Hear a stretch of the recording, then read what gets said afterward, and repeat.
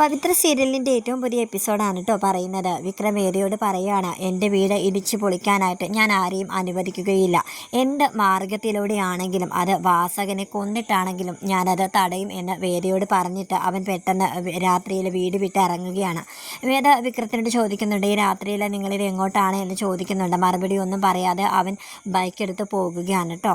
വിക്രത്തിൻ്റെ കാത്ത വേദ ഇങ്ങനെ നോക്കി ഇങ്ങനെ ഇരിക്കുകയാണ്. അപ്പോൾ രാത്രിയിൽ മുറിയിൽ വെള്ളം തീർന്നിട്ട് ശ്രീജ ഇങ്ങനെ അടുക്കളയിലോട്ട് വരുമ്പോഴത്തേക്കും വരാന്തയിൽ വേദ വിക്രത്തിനെ ഇരിക്കുന്നതായിട്ട് അങ്ങനെ വിവരം അങ്ങനെ അന്വേഷിക്കുമ്പോഴത്തേക്കും വേദ എല്ലാ കാര്യങ്ങളും പറയുകയാണ്. എനിക്ക് തോന്നുന്നത് വിക്രം വാസകനെ കൊല്ലാൻ വേണ്ടിയിട്ട് പോയിരിക്കുകയാണെന്നാണ് എൻ്റെ മനസ്സ് പറയുന്നത്. എനിക്ക് വല്ലാതെ പേടിയാവുന്നു. ഞാൻ പലവട്ടം ആലോചിച്ചു നിങ്ങളെ എല്ലാവരെയും ഒന്ന് വിളിച്ചുണർത്തിയാലോ എന്ന്. എന്തായാലും ശ്രീജയടുത്ത് വന്നത് നന്നായി. എന്തായാലും നമുക്കിത് അച്ഛനോട് പറയാം എന്ന് പറഞ്ഞ് ശ്രീജയും വേദയും കൂടെ ചെന്നിട്ട് സുധാകരൻ മാഷിനോട് ചെന്ന വിവരങ്ങളൊക്കെ പറയുകയാണ്. എന്നിട്ട് വേദ പറയുന്നത്, അച്ഛൻ ഒന്ന് പോലീസ് സ്റ്റേഷനിലോട്ട് വിളിച്ച് പറയാനുണ്ട്. പക്ഷെ അദ്ദേഹം പറയുന്നത്, ഞാൻ എന്ത് പറയാനാണ്? എൻ്റെ മകൻ MLA കൊല്ലാനായിട്ട് ഇവിടുന്ന് ഇറങ്ങിപ്പോയിട്ടുണ്ടെന്നോ? ഞാൻ എന്ത് പറയാനാ മോളെ? അവൻ പോയതുപോലെ തന്നെ തിരിച്ചെത്തിക്കോളും. എന്ത് വന്നാലും നമുക്കത് നേരിടുക തന്നെ ചെയ്യാം എന്നൊക്കെ ഇങ്ങനെ പറയാണ്. നിങ്ങൾ വിഷമിക്കണ്ട, പോയി കിടന്ന് ഉറങ്ങിക്കോളൂ എന്നൊക്കെ ഇങ്ങനെ പറയാൻ കേട്ടോ. പിന്നെ കാണിക്കുന്നത് MLAയുടെ വീടാ കാണിക്കുന്നത്. അയാൾ അദ്ദേഹത്തിൻ്റെ രണ്ടാമത്തെ മകളുടെ ബർത്ത്ഡേ ആഘോഷങ്ങളാണ് കേട്ടോ.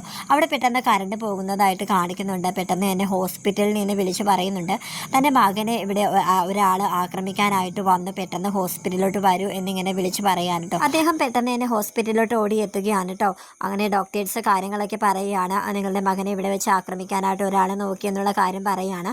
നിങ്ങൾ എത്രയും പെട്ടെന്ന് ഒരു കോൺസ്റ്റബിളെങ്കിലും ഇവിടെ കാവലിനായിട്ട് നിർത്തണം, അല്ലെങ്കിൽ അത് നിങ്ങളുടെ മകൻ്റെ ജീവന് വളരെ ആപത്തായിരിക്കും എന്നുള്ള കാര്യമൊക്കെ ഡോക്ടേഴ്സ് ഇങ്ങനെ പറഞ്ഞു കൊടുക്കുകയാണ് കേട്ടോ. അങ്ങനെ ഇതിൻ്റെ പിന്നിലെ വിക്രം തന്നെ ആയിരിക്കും എന്നിങ്ങനെ വാസകൻ ഇങ്ങനെ ആലോചിച്ചിങ്ങനെ നിൽക്കുകയാണ്.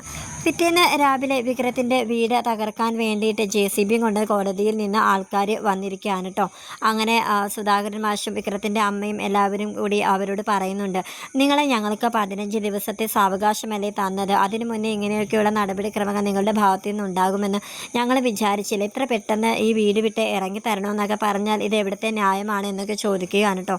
15 ദിവസത്തെ സാവകാശം നിങ്ങൾക്ക് തന്നു എന്നുള്ളത് ശരിയാണ്, പക്ഷേ അതിനിടയിൽ ഈ വീട് എപ്പോൾ തകർക്കണം എന്നൊക്കെ ഞങ്ങളാണ് തീരുമാനിക്കേണ്ടത്. നിങ്ങൾ എത്രയും പെട്ടെന്ന് ഇവിടെ നിന്ന് ഇറങ്ങി തരണമെന്നൊക്കെ ഇങ്ങനെ പറയാൻ കേട്ടോ.